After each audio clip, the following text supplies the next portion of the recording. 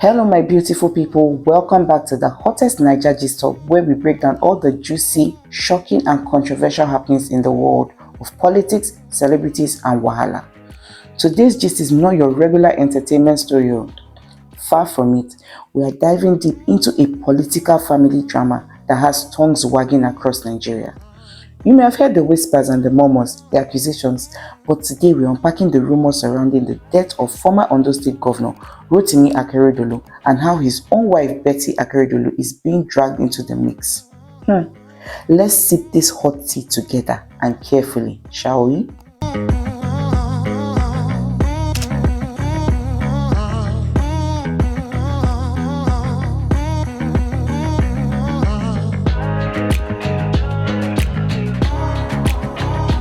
So, Governor Akeredolu, popularly known as Aketi, passed away in late 2023 after a long battle with an illness. At first, it seemed like a solemn, tragic moment. Everyone was paying tribute. Even political enemies came to mourn. But in never day, social media started to buzz with dark rumors. People started asking strange questions like, what really killed Akeredolu? Why was his wife Betty allegedly fighting with his family before and after his death? Was there more to his death than what was told on social media? Now their matter begins scatter. Now let's go back a bit. So you see, it's no news that before Akeredolu died, his wife Betty Akeredolu and some members of his family reportedly weren't seen eye to eye. There were talks of power tussles, especially when Akeredolu was flown abroad for treatment. Some people claimed Betty wanted to control access to the governor. Allegations even flew around that she limited visits, controlled communications, and was calling the shots. Worst part was that it didn't even help that during his health crisis in Ondo State Government, the Ondo State Government were in limbo and there was serious drama between the deputy governor and the governor's inner circle. Now confusion full everywhere.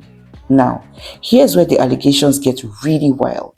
A few political blogs and even local elders began accusing Betty Akeredolu of isolating the governor. Some even went as far as claiming she withheld traditional care or even blocked family elders from seeing him. Again, these are just rumors, but you know Naija now. When people smell small wahala, they go carry and run marathon.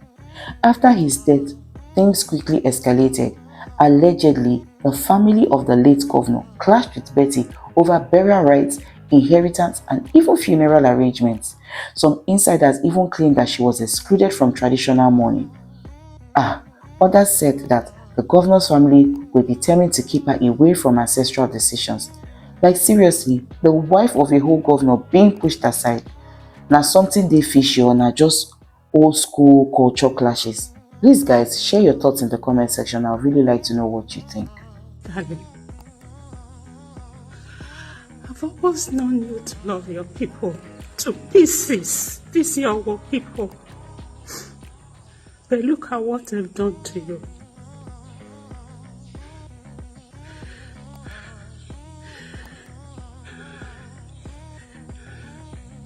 They didn't blink an eye in rubbishing you, rubbishing your memory, rubbishing your legacy.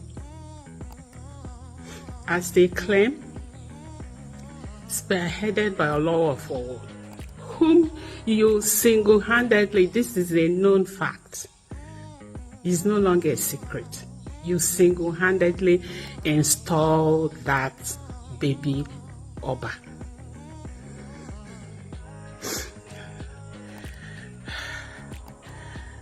And Lucky the Nebula ordered for demolition of a monument in remembrance of those victims massacred. The entire nation was shocked. I promise you,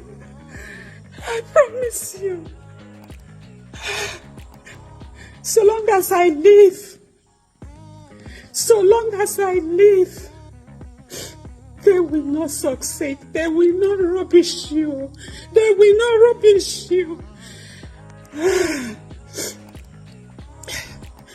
Aketi lives on. I say it all the time.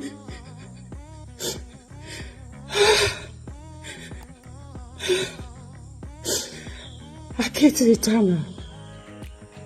Aketi eternal. And it keeps getting messier. 18 months after the death of former governor of Ondo State, now the current state government has revealed that a coroner's inquest will be launched to probe the cause of his death.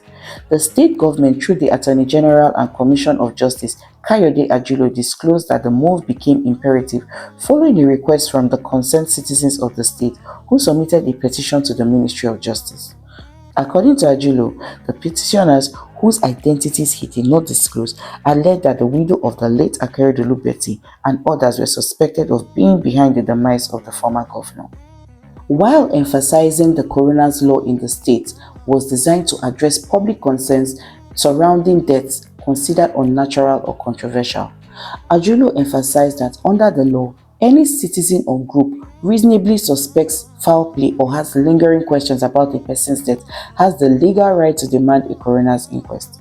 Ajulo also stressed that the law would be allowed to take its course without bias or sentiment, and said it is not out of place for citizens to demand its invocation when they are legitimate concerns. The chief legal officer of the state revealed that petitions over the inquest were received from within and outside the state, including professional bodies, as well as from the late former governor's hometown. Ajulo further maintained that the petitioners raised concern over what they described as unguarded and unhinged conduct of the former First Lady, with the claim that her actions cast doubt on the official narrative that the former governor died from cancer-related illness complications. But my opinion is this: can this woman give her husband cancer? As in, he had cancer, so can she just give him cancer? I've never heard of anybody giving cancer. And moreover, what does she even stand to gain by unlifing her husband? They were clearly in power. Why would she want to relinquish that? This basis they are using to judge Betty seems like there is more to it and is simply unfounded. More so, I'm glad that a lot of people share my sentiment. For instance, someone wrote, "The woman gave him prostate, mad tribalistic people." Another person wrote, "They must shall accuse the widow. Let's see how this plays out." While another one wrote, "Politics has started all because she cried out recently over the degrading of her husband's legacies. Shame to the authorities."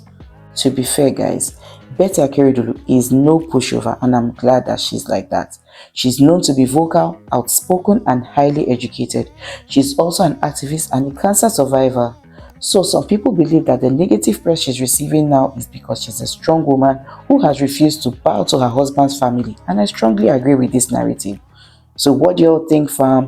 Do you believe Betty Akeredolu has a hand in her husband's death, as some are suggesting, or is it just a classic case of post-death family fight and blame games? Let me know what you think, because this gist hot, and now you go help us decide what's really going on here. Please guys, don't forget to like, share and subscribe to our YouTube channel for more premium gist and entertainment. Until we come your way next time, I'm your favorite girl at Gist, signing out.